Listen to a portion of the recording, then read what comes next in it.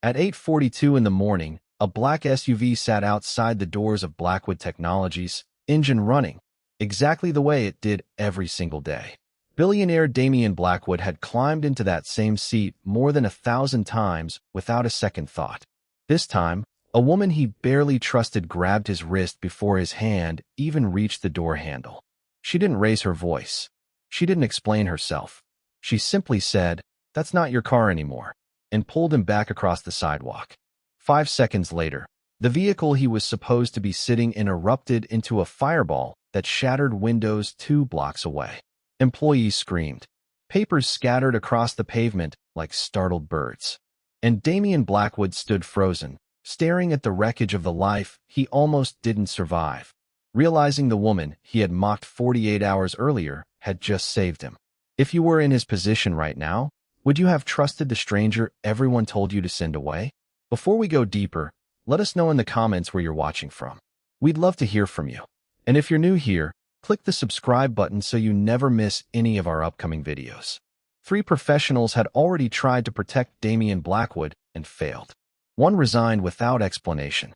One ended up in a hospital bed with injuries he refused to discuss. One simply stopped answering his phone and was never heard from again. So when the agency told Damien they were sending a woman named Ava Stone, he assumed it was some kind of mistake, or worse, an insult. He had no idea that the answer to who wanted him dead was closer to him than he could have ever imagined, hidden inside the one place he never thought to look, his own family. Let's go back 48 hours, to where all of this actually began. It started quietly, the way most dangerous things do. Damien began receiving letters with no return address, each one vaguer and more unsettling than the last. Calls came in from blocked numbers, ringing once, then going silent. Then one evening he walked into his penthouse and found a single note sitting on his kitchen counter, folded neatly as if someone wanted him to notice the effort. It read, "Next time, I won't miss." Nothing was stolen. Nothing was disturbed. Whoever was doing this didn't want his money.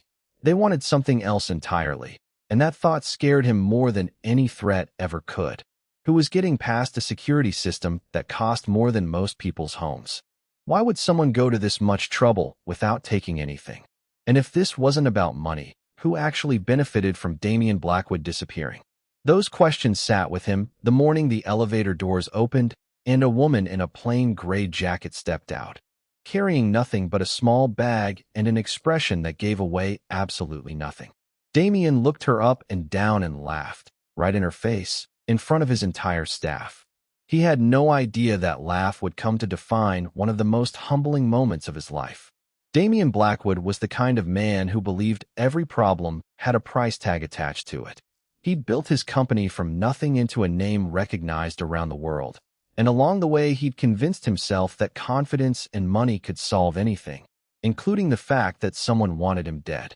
Ava Stone was nothing like the security specialist he was used to.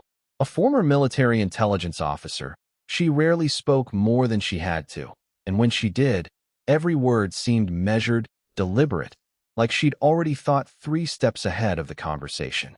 People found her unreadable, which made them uncomfortable, which was exactly why she was good at her job. 2 other people mattered in Damien's orbit that week. His longtime head of security had spent 15 years protecting him, building routines, building trust, and building an ego that didn't take kindly to being replaced by someone with half his experience. And then there was his chief financial officer, calm, composed, always a few steps behind Damien at every meeting and every event, the kind of quiet presence you stop noticing because he's simply always there. Nobody suspected him of anything. Nobody had a reason to.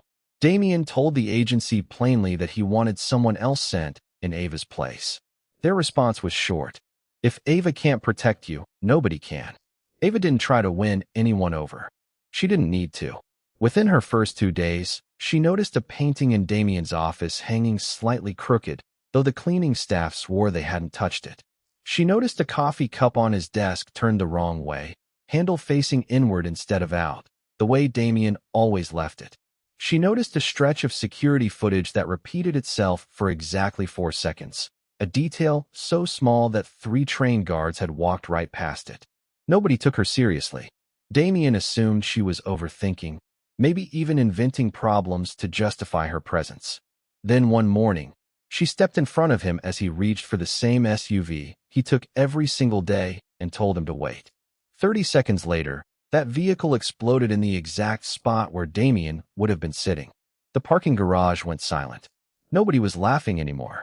For the first time since she arrived, Damien actually looked at Ava like she might know something the rest of them didn't. But the explosion raised a new and far more uncomfortable question. Whoever planted that device knew Damien's schedule down to the minute.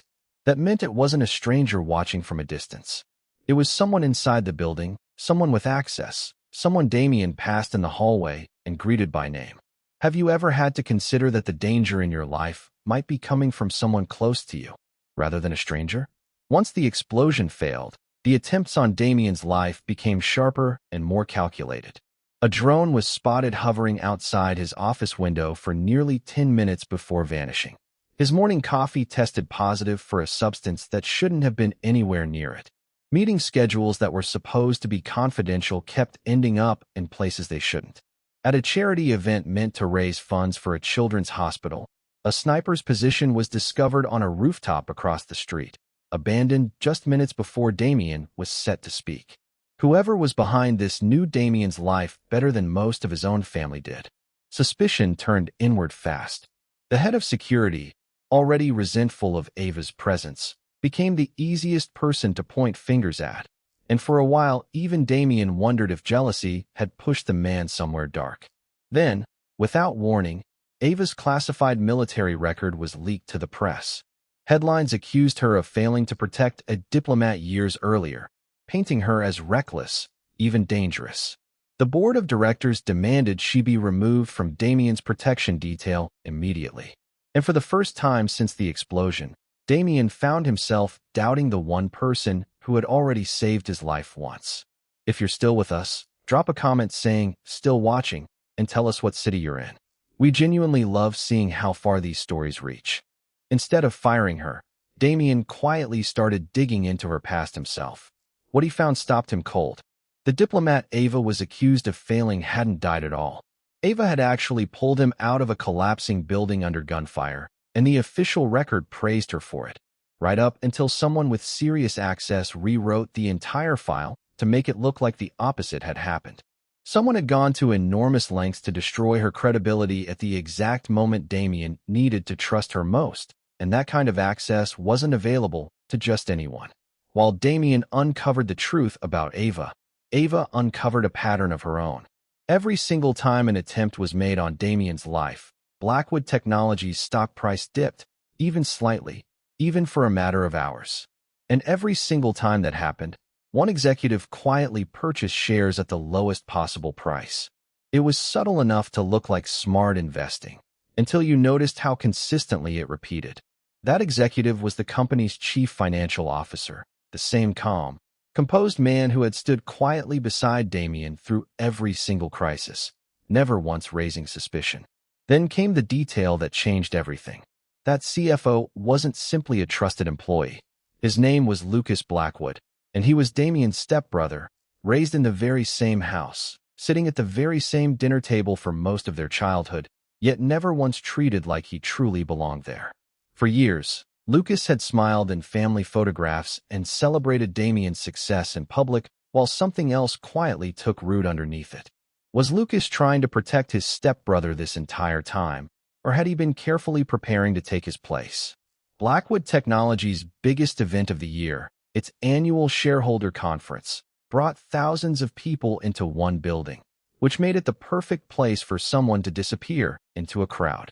Midway through Damien's opening remarks, the lights cut out completely and panic spread through the room in seconds. In the chaos, Ava noticed something almost nobody else would have thought twice about. A maintenance worker wearing boots that were brand new, unscuffed, completely out of place on someone who supposedly worked there every day. Before he could reach for the weapon hidden beneath his jacket, Ava had already closed the distance and tackled Damien to the ground as gunfire tore through the room. In that same chaos, the head of security, the man who had spent weeks resenting Ava's presence, finally proved his loyalty by helping subdue the shooter, putting his own body on the line for the man he'd protected for 15 years. Meanwhile, Lucas tried slipping away through the underground parking garage, moving fast, moving quiet, until Ava stepped directly into his path. Damien arrived seconds later, out of breath, staring at the stepbrother he had trusted his entire life.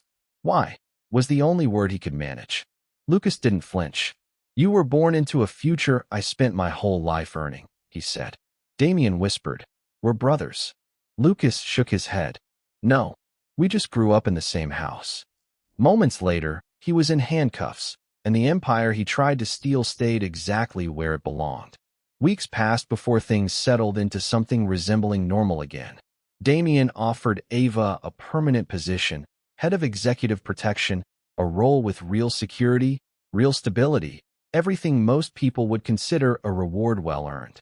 She smiled politely and turned it down. "My job was never to stay," she told him. "It was to make sure you could."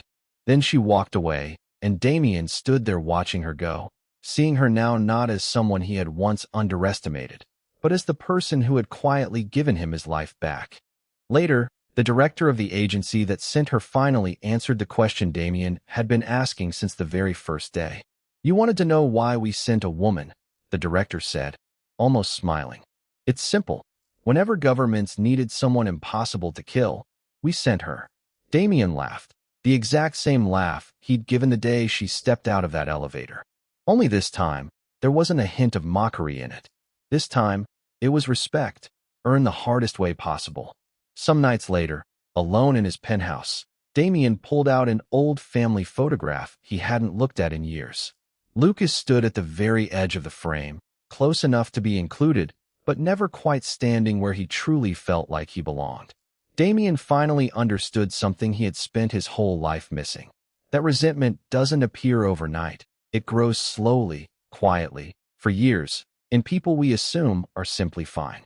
That understanding didn't excuse what Lucas had done. Nothing could, but it did explain it.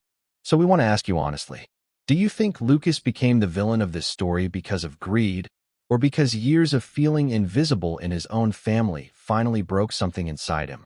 Have you ever felt overlooked by people who were supposed to treat you as an equal? And if so, how did you handle it? Let us know in the comments. We read every single one. If this story moved you, do us a favor and like this video, subscribe, and turn on notifications so you never miss what's coming next. And if you thought this betrayal was hard to watch, wait until you see our next story. You won't believe how far that one goes.